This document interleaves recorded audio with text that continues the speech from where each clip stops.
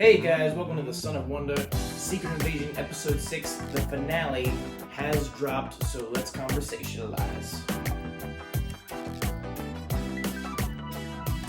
Alright guys, long and short of it, this episode stunk. And I was afraid of that. As soon as we started the series, I was afraid of that. I was afraid that we were going to get to the end, and it was going to be terrible. Just like so many other of these Marvel Disney Plus shows. And I was right. It was terrible. And it has so many of the problems that all of the other MCU shows, their finales, have had. It was rushed. They didn't finish certain plot lines in satisfying ways at all. And this time, they did something that I just couldn't believe. It blew my mind in the worst way possible, as in a why in the world would you do that kind of way? It just, wow. And I cannot tell you guys how sick I am of this. Cannot tell you guys how sick I am of this. It's happened way too many times, and right now I'm so done. I'm so done because at this point, my investment, not just in terms of this show, but in terms of the MCU in general, has just hit rock bottom. I can't tell you how not excited I am for the Marvels, especially after watching this finale. You have all of these interesting ideas that you could run with and make a good story out of, a compelling story that teaches a lesson, but instead, you do the complete opposite. You don't finish certain plot lines, like I said, in a satisfying way at all. And when you do finish them, they're bland. They feel like the most generic way it could have ended. And it's abysmal. I feel like abysmal is the perfect word to describe this show. And it wasn't abysmal for like the first 3 episodes, I would say. Again, had some interesting ideas, but then we got to the abysmal part of the MCU show. And it literally was, legitimately. The first episode, almost an hour. Second episode, almost an hour. Third episode, 44 minutes. Then the last 3 episodes are each just shy of 40 minutes. So we had a good trend going. We were giving ourselves time to flesh certain things out. And then we keep shortening the runtime as we're going along, and then we end up rushing things. And ain't it always the way with these shows? And I know I say that a lot, but I mean, it really is true. Like, these problems run common throughout most of the MCU shows. I would say the one that the 6-episode formula served it the best was Loki. I would say. But even other people have said that even that finale felt rushed. And I could see that. So, again, like I said, at this point, I don't even care. But I'm gonna review it, and we're gonna talk about it. So the episode starts out with Nick Fury heading to New Skrullos, which has been the bad guy Skrull home base the entire series. But he's supposed to be meeting Gravik. This was established at the end of the last episode. He was gonna give Gravik the Harvest, which is a collection of the DNA from all the different Avengers and villains after the Battle of Earth, after the big final battle in Endgame. All of the blood that was spilled from each of the characters compiled into one serum or vial. All the different DNA. Insanely valuable, insanely powerful. Including Carol Danvers / Captain Marvel's DNA. Yikes. So, Fury meets up with Gravik. Meanwhile, Sonya, the MI6 agent that Fury met up with in the last episode, calls Skrull Rhodey and says to him, "You gotta get the president out of the hospital. Nick Fury's after him." And you know that Sonya's, she's teamed up with Nick Fury, so she's just trying to get the president out of the hospital room. You don't really know what the end goal is for any of this stuff yet. You're just watching it play out. Nick Fury meets Gravik in the Super Skrull chamber, the chamber that has turned Gravik and Gaia earlier in the series into Super Skrulls. And this is where you're supposed to learn Gravik's motivation that I've been wanting to know for this entire series that they're only just now conveying to the audience in detail. Again, another problem with these MCU shows, waiting way too late to convey this mess. But anyway, Gravik finally states in a very angry way why he's so mad at Nick Fury. Apparently, the human form that Gravik takes was actually the first human Gravik ever killed. And Gravik's mad at Fury because Gravik killed this guy who apparently had a wife and children, and he killed other people just because Fury was a hero to Gravik, and Gravik wanted to do whatever he could to please Fury. Fury apparently told Gravik to kill this guy. That was part of all the jobs that the Skrulls did for Fury back in the day. And Gravik feels like he did all of those horrible things for nothing, because he did that, and in return, Fury was supposed to give a home, a permanent home to the Skrulls, and that never happened. And on one hand, I can see the reasoning. On one hand, I can see the motivation. On the other hand, I absolutely don't. I can see the absolute disdain for Fury. I can see that. What I can't see is, oh, I'm so mad at you for making me kill other humans, so for my revenge, I'm going to kill other humans. It's like in the Kenobi series, spoilers for that series if you haven't seen it, but in that series, the Inquisitor Reva is revealed to be a youngling, a former Jedi youngling, who was severely upset with Darth Vader for killing younglings. And so, in order to get to Darth Vader to kill him, she ends up becoming an Inquisitor and then kills other Jedi to get to Vader, which is what she was mad at him for doing in the first place, was killing other Jedi younglings. It's very similar here. Gravik's mad at Fury for Fury forcing him to kill humans, so Gravik's going to kill some more humans. There you go. And it's not really revealed, why Gravik let Fury live this whole series. He had multiple opportunities to kill him, but he didn't. And Fury talks about how before he flaked away, as he puts it in the blip, before he died, disappeared, he felt this sense of relief that he could finally stop fighting, that he didn't have to fight anymore because he could just die. And he tells Gravik that, okay, I'm going to give you the harvest, but in return, you just have to leave Earth, find some other species to conquer and destroy. And Gravik takes the harvest, takes the DNA, checks it out, and literally the computer, the screen comes up with all the different characters that the DNA is from, and it's like everybody. It's even characters that weren't in the Battle of Earth, like Abomination or Ghost. Those characters are in the list. And I'm wondering, okay, so I'm thinking to myself, clearly the harvest is not just all the DNA from the Battle of Earth. It's all the DNA from every character in the MCU ever. At least that's the way it seems. The Black Order, Thanos' Black Order, featured in Infinity War and Endgame. Ebony Maw, Proxima Midnight, Corvus Glaive, Cull Obsidian. And Cull Obsidian they already had the powers of. That was the DNA, that was part of the DNA they already had, the Skrulls did.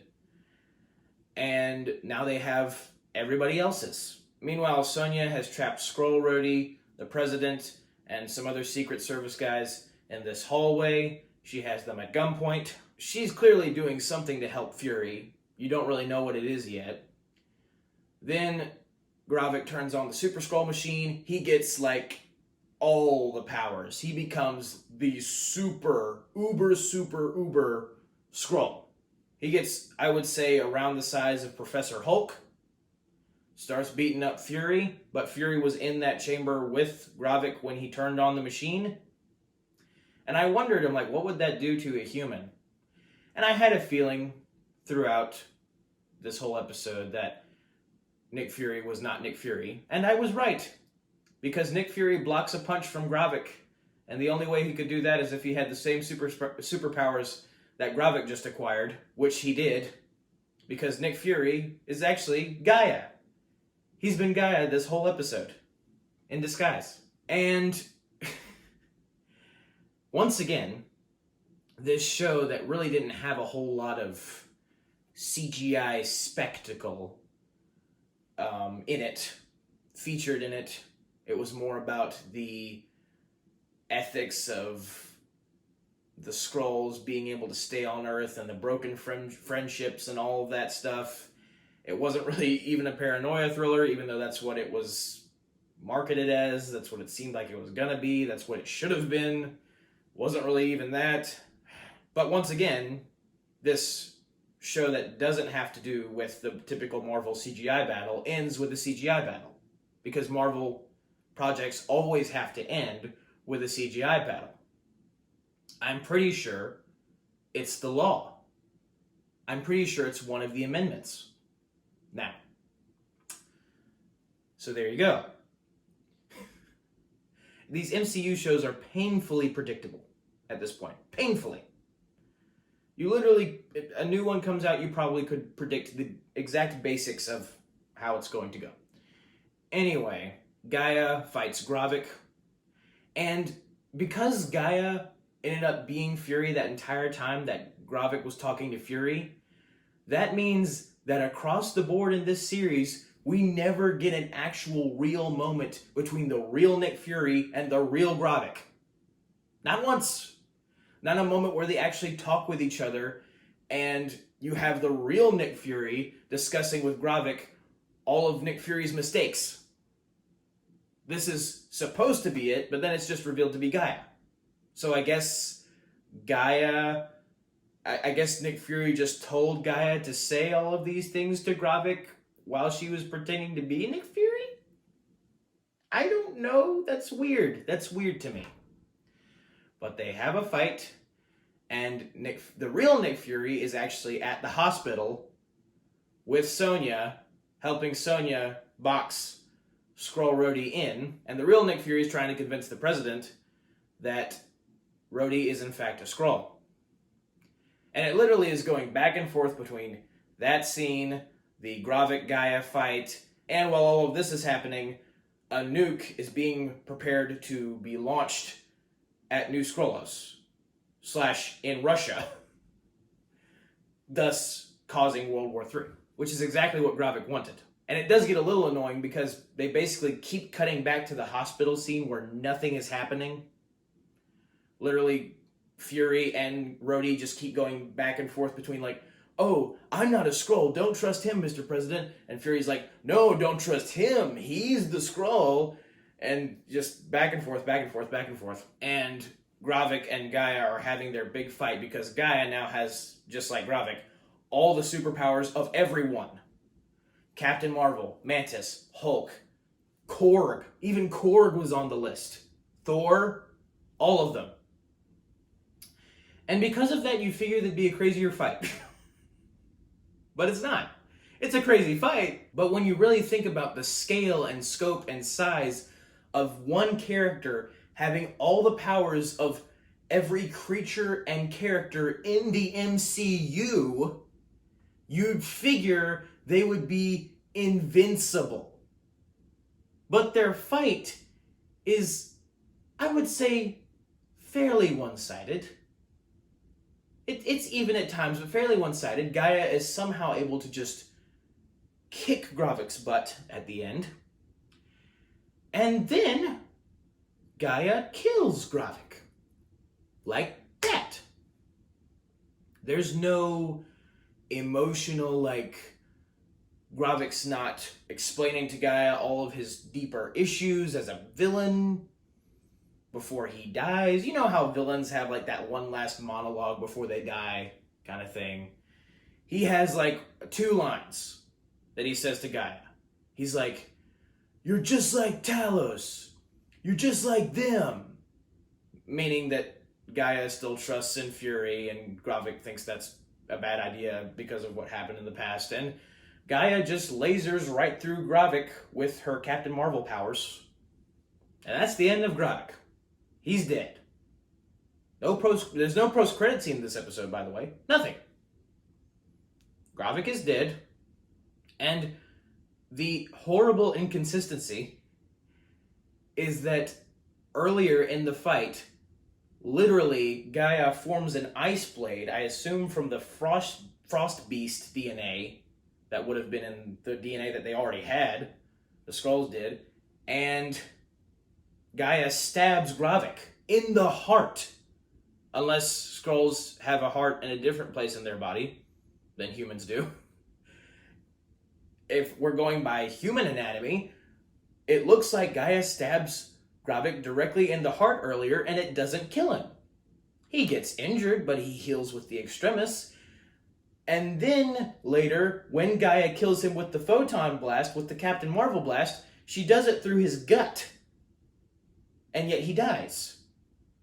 So apparently, one stab through the heart won't cut it. You have to specifically use a photon blast through the abs.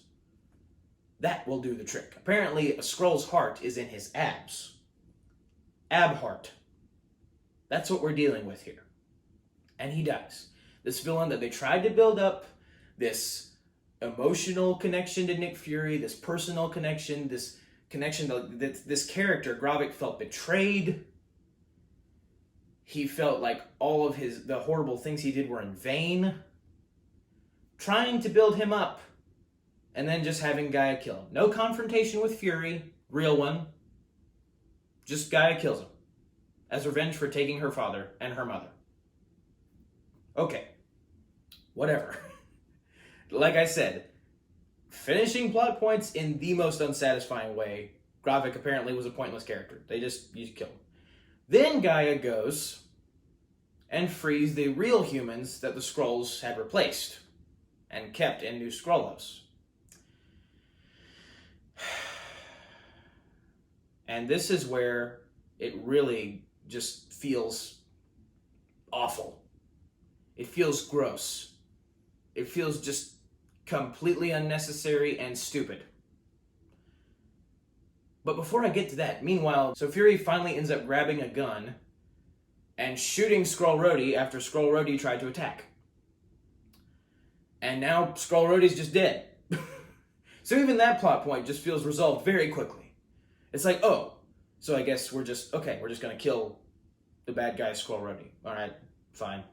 It felt like we were trying to build up to more of like a personal beef between Skrull Rhodey and Nick Fury, but Nick Fury just kills him, so that was just solved very fast. Okay.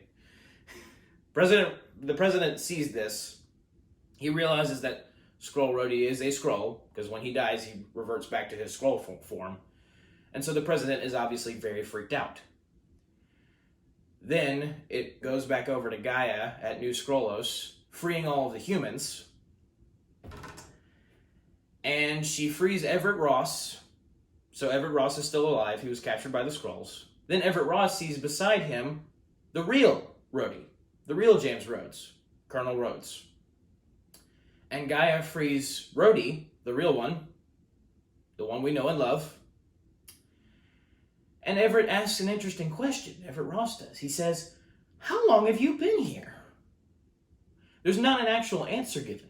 But the audience is supposed to surmise, at least. Now, I've been wrong about stuff before. I have misinterpreted things before. And I am sorry about that. But, I triple checked this. And I am pretty positive of my assumption. Or assertion, I should say. Everett Ross sees Rhodey. He's like, "How long have you been here?" He realizes that Rhodey can't walk. Rhodey's having trouble getting out of the straps that they put him in. Like, Gaia unclipped the straps, but Rhodey can't just walk out.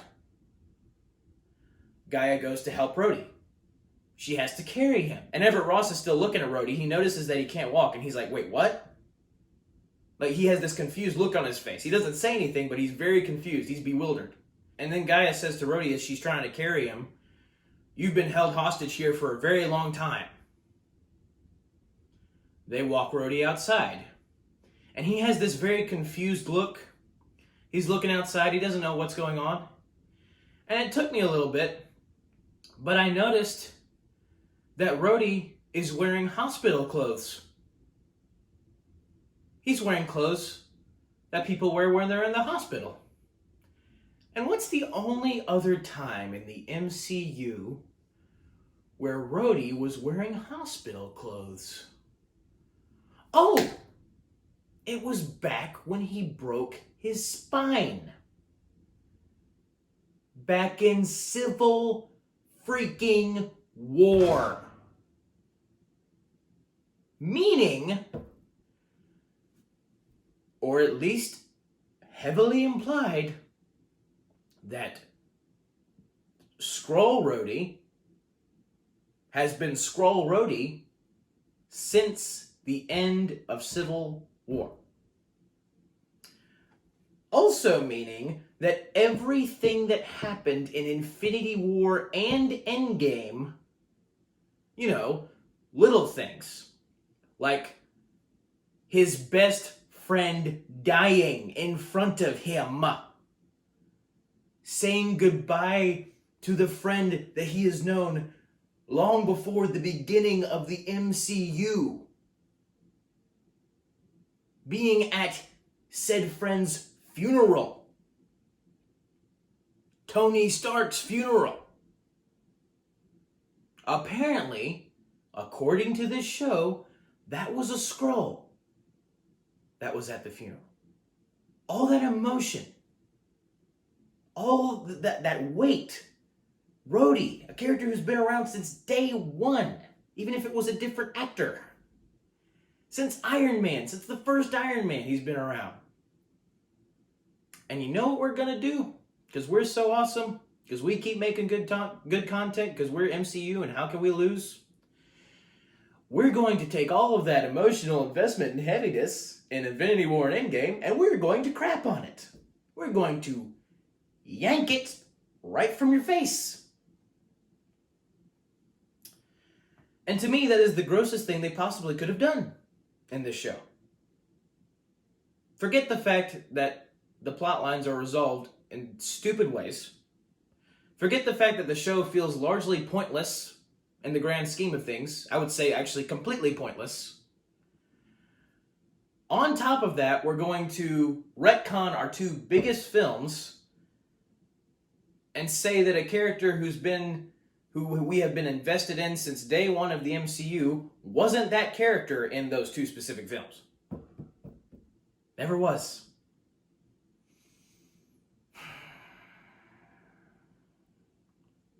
You want to talk about a bad decision as a studio, as in anything. Bad decision. Not good. Not good at all. And then, to make matters worse, both in and out of universe, the president, he's all better from his hospital trip, makes an announcement to the country. It seems to the entire world, actually. And says, oh yeah, so, you know, the Skrulls are actually the ones who attacked me, and I made a plea with Congress to classify every off-world born person on this planet, on Earth, so any alien, any person who was born on any other planet but Earth, I have decided to classify them as an enemy threat. And he literally says, point blank, in the face, to the camera, national television, all you Skrulls out there, we know who you are. We know how to find you. And we will kill you all, I promise. And boy, what a great reflection of America. And I just can't help but feel that that is just the most blatant attempt at making America look like a butt. Because, I mean, it completely does not fall in line with everything you know about this guy beforehand, because he was hesitant. He wasn't gung-ho about attacking anybody before. He needed Rhodey to motivate him to do stuff. And now, yes, I get it. He just learned that his most trusted advisor was a Skrull. I get that that can ruin your weekend. But you'd figure that he and Nick Fury, after Nick Fury just saved his life, would collaborate a little bit and decide maybe we shouldn't try and kill every alien on the planet that's ever existed, even though many of them have helped us and the president knows this. Just maybe, right? But no, they decide to make the president a cartoonishly evil bad guy at the tail end of the series. And now the president has apparently sent hit squads? Vigilantes? Like, they make it 10 times worse. They have him send hit squads and vigilantes to kill all supposed Skrulls. And it seems probably any aliens. Even if they're supposed to be helping out or wanting to help out, because there are still other good guy Skrulls out there. That Skrull council member that decided not to help Gravik, she got attacked by some guys and she kicked their butts. I don't remember her name. But, yeah. And also, not only that, apparently the guys that the president has sent to kill the Skrulls have apparently killed actual humans as well. Because you know how realistic it is that the president would announce on national television, hey, we're going to kill all of this certain species, and then send a bunch of hit squads that, like, guys that look like mercenaries in broad daylight to kill a public official who might not be a Skrull, might be a Skrull, I don't know, we'll see. And I get it, like, they're trying to show, like, President Ritson has lost his mind. Well, I mean, yeah, kind of. But that seems a little bit overblown, don't you think? From the president going to, I don't know if I want to bomb Russia, to, we must kill everyone now, even if they're not a Skrull. Just like him making such hasty decisions like that, all of a sudden, decisions that are absolutely terrible, that if a president did this, they would be impeached immediately. We're just going to be like, no, he's evil. He is totally 100% bad guy, even though he just got saved by Nick Fury. Makes no sense whatsoever. But then we end on this happy little note where Fury and his wife end up coming back together in love. Fury kisses her while she's in her actual Skrull form, her real form. And she wants to be known as Vara now, so I guess I was right when I kept calling her Vara for the most part in my reviews. And apparently the Kree have reached out and want to make peace with the Skrulls. And so now Fury's going to leave Earth to go take care of that peace treaty, do the peace talks with the Kree, while this species that he deeply cares about on planet Earth is consistently being killed.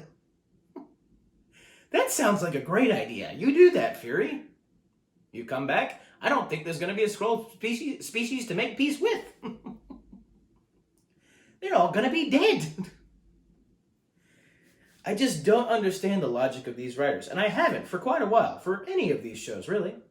Like, what is the thought process here? I'm not getting it. It doesn't make sense. Vara's gonna go help out Fury, do some peace talks in a time where he's most needed on Earth. And it's funny because she says the same thing. Vara's like, I'm definitely needed here, but I'll help you get started. You'd figure Fury would also be like, yeah, I probably need to stay down here too, considering the president has all of a sudden cartoonishly lost his brain. But no. So yeah, that's Secret Invasion. We've basically ended it in a place that we began it, where we began it. Skrulls are still in hiding on Earth, apparently, because there are still Skrulls out there. Even though Gravik died, that doesn't mean all of his minions just die with him. There's still some bad guy Skrulls out there. Oh, that's the other thing I forgot to mention. Gaia, the most powerful being in the universe at this point, because she has all the powers of everyone, makes a deal with Sonya to help the Skrulls, help her civilization fight the president, bad guy president. And there's this line, and this is, to me, this is just a reflection of the writers. This apparently is their mindset, because I don't see how you would put this in a show and not think this for yourself. I will tell you guys the line. I put it in a note. This is what Sonya says to Gaia. Gaia tells Sonya that we made a deal like this before. Like my father, Talos, made a deal like this before, and it didn't work out so well because Sonya is basically trying to convince Gaia that, oh, we can help each other. Sonya promises a deal that can hopefully work out to where the Skrulls and humans can coexist on the Earth, just like Talos and Fury tried to do, but it didn't work out. And this is what Sonya says to Gaia. She says, yes, let's be sure not to repeat the mistakes of Talos and Fury and leave love and friendship out of this. I will use you, and you will use me. And together we'll make this planet safe for both our people. Oh, that's nice. They're going to take love and friendship out of the equation. That is the secret to life, folks. That is a great message to teach young children. I know young children are not going to be watching this. Really, just anyone. It's a great message to teach to any adult, teenager, whoever you are. You want to get something done right? Leave love and friendship out of the equation. You'll get it right so much faster. Great PSA.